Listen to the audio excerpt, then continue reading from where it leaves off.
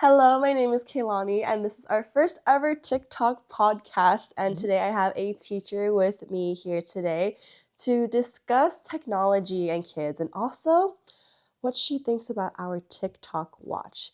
So please introduce yourself and explain your background.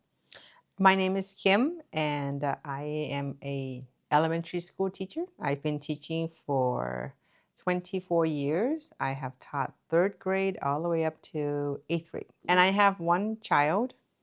She is now 22 years old. What age do you think is it good for this TikTok 5? Because we say it's good for ages 3 to 12 years old. I think starting at 6 or 7 will be a good age Mm-hmm. because kids younger than that should pretty much be by their parents' side. Mm-hmm. And if they're not, then they should be with someone who is very responsible to communicate with the parents if there's an emergency. So I don't think a 3 or 4 year old should have technology at their side. Do you think that the TikTok 5 could benefit both kids and parents when they are, like, say, of age around 6 or 7? Yes, I do think that it is beneficial for communications in case of emergencies because it does not have access to the internet, which is scary for a lot of students. A Mm-hmm. lot of young kids who are not mature enough to decide for themselves what information is reliable and what is not. Mm-hmm. Okay. Oh, and I also like the parental features that allows parental control through Mm-hmm. their own app. Yes, and our app is free. Mm. What are some qualities that you do like about the watch in particular? I like the watch's ability to allow the child to communicate with anyone in their contacts, to be able to text message, yeah, and have like all the basic functions of a phone, like taking pictures, playing their favorite songs. Mm-hmm. Um, so I think, yeah, but it's from a little screen like that, and they can do all that with clear connections. That's very good. Right. What about the GPS tracking or the reminders? Oh yes, definitely. Mm-hmm. That is a those are the features that makes a parent feel more at ease when the child's not with them. Mm-hmm. Okay. And are there any concerns you might have about the TikTok 5? At this point, no. I think it has everything that I would want for you if you were younger. Mm-hmm. You Mm-hmm. know, if this was available when you were younger. Right. Um, yeah, so I don't have to worry about all the unsafe websites that you would be, exposed to. Mm-hmm. Alrighty. So now getting more into like the general impact of technology. So kind of drifting away from the TikTok watch. How do you see smartphones affecting students' focus and learning in the classroom? Smartphones do have a negative impact on the students' attention span. Mm. They are used to the quick and fast pace of the videos and the contents that's presented in the videos.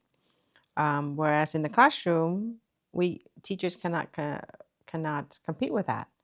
Especially when we're teaching lessons, we can't move that quickly, and it cannot be shortened. There are no shortcuts to it. Mhm.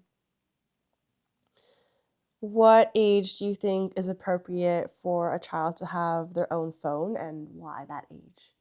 Well, if a junior or senior is allowed to drive a car, I think smartphones should also have an age limit. Hmm. They once they get their license, then they can earn their ability. They can earn a smartphone from the parents Mhm. because by then, if we entrust them with a killing machine such as a car, then that means they are responsible enough and mature enough to handle more responsibility. Mhm. Therefore, a smartphone would be a good time to present to them then. Right. Okay. That actually does make a lot of sense. Mhm. And what are the biggest benefits you've noticed when kids do use technology responsibly? Responsible use of technology allows the students to access information that they cannot, that they're limited to through textbooks. For example, if you have science videos put on by professionals like Bill Nye, he can show and demonstrate science concepts and uh, experiments that we cannot see through the textbooks. Hmm. Okay. And then going towards like safety and digital well-being. From a teacher perspective, how do you recommend parents balance safety with giving kids independence online?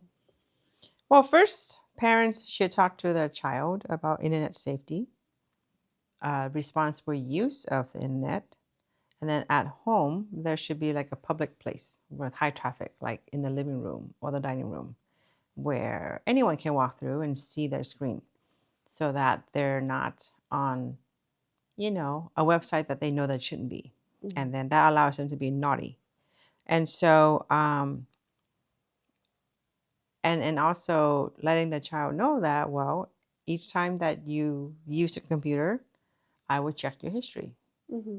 It's upfront so the child knows that there's no secrecy and I'm not invading your privacy. It's just a matter of using the internet safely, Hmm. responsibly. Okay, okay. When it comes to school policies and classroom management, what school rules around phones have worked best in your classroom? Well, at my school site, we have a no cell phone policy in the classroom or anywhere on campus. It has to remain off until they step off of campus at the end of the school day. If it rings in the classroom, we turn it into the office. Parents are called, and they have to come and pick up the cell phone. Oh, wow. And of course, they don't like that inconvenience, so it's Hmm. worked quite well. Interesting. It's Hmm. amazing how it's changed since I was at school in elementary and middle school. Because I remember we could still have it in our backpacks because we kept it there. We didn't really take it out too much, I don't think. Right, but it has to be off. Right, It can't that's be true. turned on or Hmm. so they have it in the backpacks now too. Hmm. It's turned off the whole day. Okay. Hmm. And do you think schools should enforce stricter or more flexible phone policies? Strict for sure, because the more flexible we are, then the more the kids take it. Mm-hmm. So a strict cell phone is going to eliminate distractions um, from learning in the classroom Mm-hmm. and at home too. Mm-hmm. Okay. And do you think this should apply to all ages from like kindergarten to high school or just Hmm. middle school? Even in college. Oh, really? Yes, because anyone, even adults, we are distracted by our phones. So Mm-hmm. I think when you're in a learning environment, Mm-hmm. all distractions must be eliminated. Okay. Reasonable. And then what role do you think tech plays in bullying today? Oh, tech provides the convenience to bully because, well, first of all, it's easy to say what you want to anyone. Be upfront with what you say when you're hiding behind a screen. Secondly, they could do it from afar. And so tracking down that bully takes time and effort. And the bully knows this. And so it gives them a false sense of, nothing's bad's going to happen to me. Um, and, and then when it is traceable, it takes time and effort to find that bully. So I think the ease in technology provides it's just an easier route for bullies to do what they do to hurt other people. Hmm. Have you witnessed any of this happen, like on like e-bullying online? What is it called? I think it's just called online bullying. Okay, have you witnessed any like online bullying with any of your students I have before? not witnessed it, but yes, it has been brought to my attention. Some of the students have bullied others, um, but that's at home. They use school devices to bully each other from home, Mm. or in school they hide their cell phones and they would take pictures of other kids in the bathroom and post it online and Oh make my comments. goodness. So yes, there are all kinds of those are the distractions I'm talking about. Hmm. Like they don't think before they act. Right, and they are young, so they just think they're fooling around, and it's not harmful sometimes. Right. That's why they're not mature enough to have a cell phone I at that see. age. Okay. And as for the future of technology and education, do you see smartphones affecting kids' social skills or communication? Yes. I noticed that now more than before. They're just so focused on what they're doing on the screen at the moment that a lot of it is just one-way communication. Hmm. They're not sitting down and making eye contact with a person. They don't nod at they don't have the appropriate eye contact or body gesture when they're communicating with the person in front of them. Mm-hmm. Sometimes they'll sit like this in the classroom and they talk to each other like this. I'm like, why aren't you Oh. looking at each other? Oh. So, and that's what happens because they're trained at such a young age to just look at the screen, Right. not a person. Mm-hmm. And so it does. It has a very huge negative impact on communication skills. Not even just like with a teacher, but with each other as well. Well, with the teacher, because we are the adults, then they feel like they have to look at you. Right. Sometimes they don't. They just, so I have to redirect their eye contact. But especially with each other, Mm-hmm. no, there's very little of that. It's I not see. common knowledge to them anymore. Oh, wow. Mm-hmm. That is surprising to hear. Mm-hmm. I have come across some kids, though, that aren't afraid to make eye contact and aren't afraid to talk with me. So I guess they haven't been like stuck in front of a screen, or their parents have taught them that no, the proper way to communicate is by looking at Mm-hmm. someone, by like facing them, and Mm-hmm. etc. etc. Mm-hmm. Okay, good to know. So, when parents use technology as a babysitter Mm-hmm. at restaurants, shopping trips, then they learn from that age that, oh, this is all that I need. Right. So they're being taught without being taught that as long as I know how to work this program, that's all that there is to it. Mm-hmm. Have Mhm. you noticed that it's made kids more introverted as well? Mhm. For sure. Oh. Absolutely.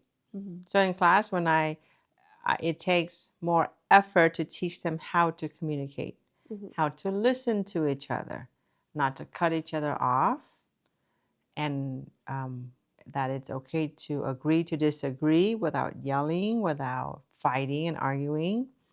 So I have to teach them communication skills from the start now. I Yeah. didn't have to do that before with middle school students. Oh, middle school, not elementary. Well, at our school, it's elementary and middle schools together. Right. So, but these are kids in middle school and they still don't know how to communicate with each other. Oh my Mm, goodness. How times yes. have changed. Yes. Times have changed a lot. And how you're not only being a teacher, but you're also kind of parenting in a way. Mm-hmm. At school, too, I think I've heard the phrase how you're like a glorified Mm-hmm. babysitter. Oh, oh, No, because babysitters don't teach. that's true. So I'm not a glorified babysitter. I Mm-hmm. have to be a parent Mm-hmm. and a teacher. Oh my goodness. Mm-hmm. This is why teachers need to get paid more. Yes, and we need more vacation time Yes. to rest. Mm-hmm. And the last question for today: what are some things you wish parents knew about the effects of technology on their child's education, if it hasn't already been talked about? Well, I wish that parents would understand that using technology as a babysitter is not going to benefit the child later on Mm-hmm. in their education because education is not it's not like a game. They have to apply themselves. Here, when they're playing a game, they're responding to the stimulus from the game. But in school, their education, they have to be the stimulus. They have to get it going. They have to solve the problem. The problem's not going to be solved for them. So by putting them in front of the computer that early in the age, they learn that, oh, I don't have to solve anything. Hmm. And then when they get to school, then it's like, what? I have to do these. How do I do it? You know, Right. they're not being asked to solve problems on their own. Yeah. And it becomes difficult. And some kids who are more brighter, more intelligent, they're able to overcome that and still do well in school, but most students are not like that. Mm-hmm. And so it takes that much more effort to get them through school to do well. But they've learned from a very young age that, not to use their brain. Because when you're playing computer games, a lot of times it's you're being reactive to what's happening Mm-hmm. There's not really like strategy or that they thinking. have to think of. Yeah. It's already thought out for them Mm-hmm. from the makers of these games. Mm-hmm. And so now in school, they're being put in a position where they need to strategize. They need to come up with solutions. They're like, what? Because they're not used to it. I see. Mm-hmm. Alrighty. Well, that's all I have for today. But thank you so much for chatting. And we'll see you on our next podcast. Okay. And thank you for having me here.